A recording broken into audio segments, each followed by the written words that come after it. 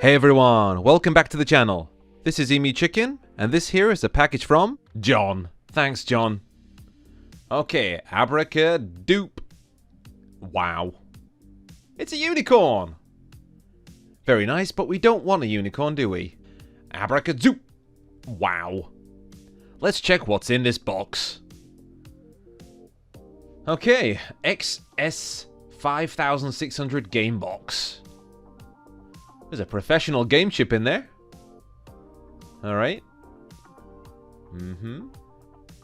Dual system. 5,600 games with 3D games. Double rocker control. Look at that. Looks like it's from the future. Stealth fighter. Yeah. MicroSD is a 32GB Kioxia Xria. Other things in the box, we get a HDMI cable, power adapter. This one's 12 volts, 1 amp. A USB controller. Very similar to a PlayStation 2 pad. Very clicky. Feels very cheap. And light. This one has a number 2 on it. And the other one has a number 1 on it. 1. Surprise, surprise. Oh, that.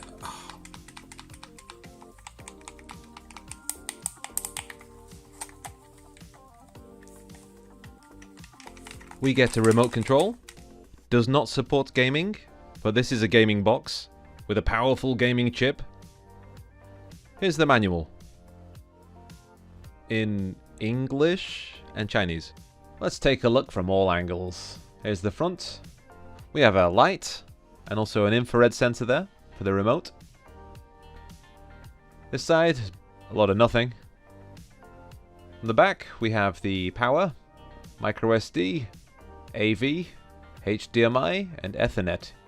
On this side, we have 2 USB 2 ports. At least I think the USB 2. There's 2 of them, so yeah, USB 2. For the size comparison today, we're going to use a pencil. Sharper than the sword. And twice as long as this console XS5. Alright, it's exactly the same size as the Super Console X. How's that for you? But a bit sturdier. If you're still a bit unsure on the size, how about this? Hello humans, we are from the planet Globalabaloo. It looks like you found some new technology. Wow. Now, you must impress us or we will blow up your planet to smithereens. So, what's it gonna be, punk?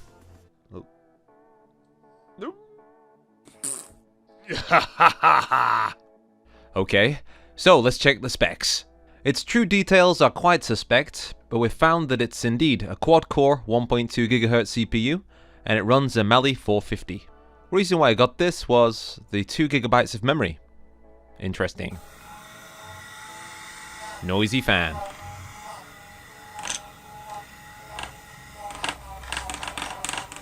I do need a shave. If you take out the microSD, then turn it on, it'll boot straight up to Android 9. It's quite empty, but we can install any APKs we wish. IDA64 reports 2 GB of memory, and here we can confirm the 1.2 GHz quad. And the Mali 450 chip. Couple of benchmarks, here's Antutu.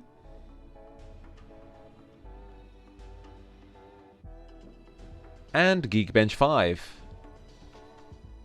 If we pop in the microSD and then restart, we get a teleportation magic box, which is EmuELEC. From here, we cannot bring up the settings menu, nor can we change any configurations. This includes controller configurations, which means we need to use the ones out of the box. Then very cheap ones. Let's have a quick look at what games are included. Here's Naomi, PlayStation, and PSP. we have some very average titles. One thing I do like is this customs list.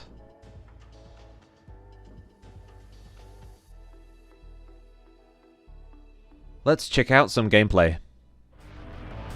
Off the bat we can see that this is in widescreen, and also there's a filter applied.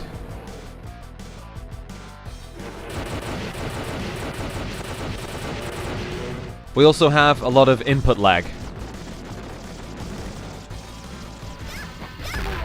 Neo Geo, same story.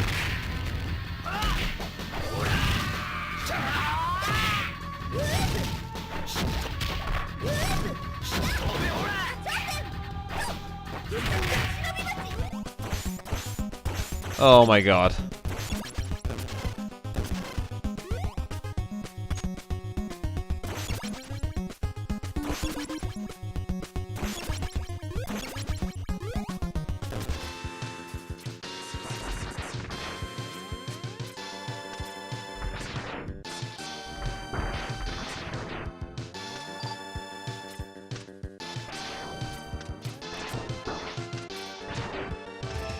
While it looks like it's running at a good speed, there is a lot of graphical data missing.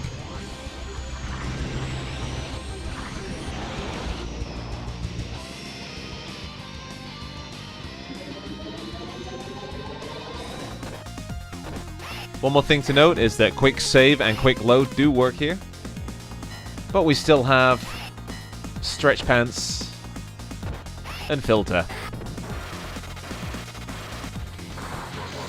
Naomi games do actually look quite decent, but we're still in stretch pants mode.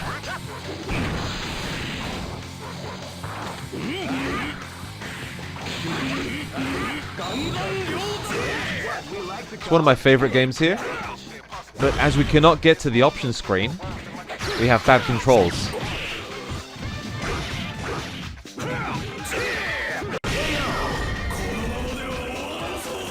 There's a bit of PlayStation.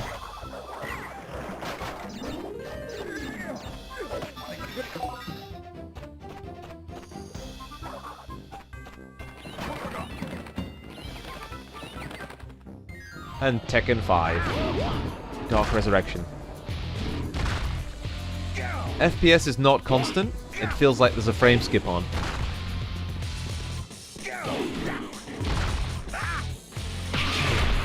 Wow, that's amazing! Oh my god. I want one. No, you don't. Please send it now, seriously. Really? Yes. Bah. Okay, let's see if we can fix this up a little bit. If we plug it up to the network, hit up //emulec, and then go to ROMs, we can fiddle with the games list. And remove the trash.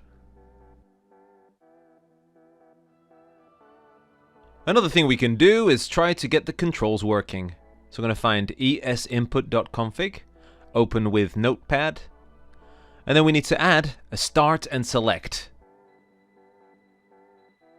After a reboot, we can bring up the configuration menus, and we can configure this controller, or even add any of our own.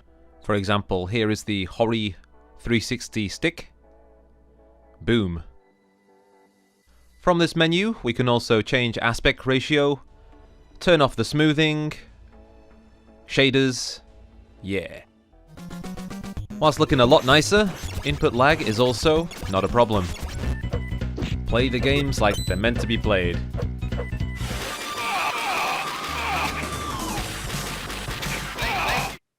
So this system uses Emulec 3.9. The heatsink fan keeps it at a nice cool 57 degrees. How well would it perform without the fan?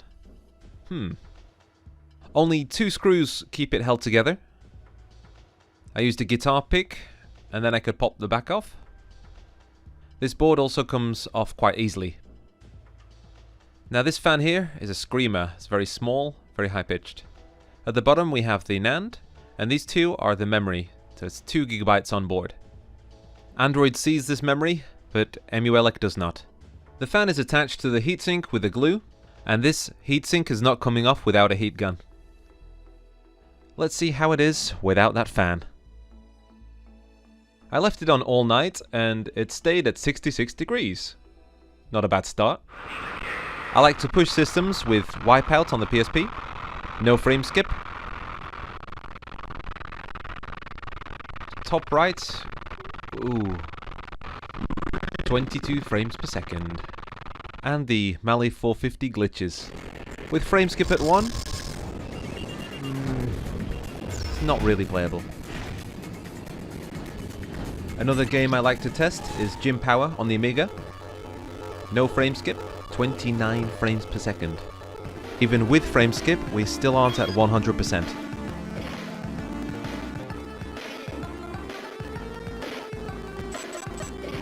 Even without a fan, we're at 68 degrees. This won't throttle the system, it's quite acceptable.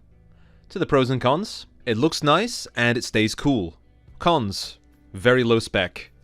Nerfed MULEC, noisy, poor controllers, and there are much better options out there.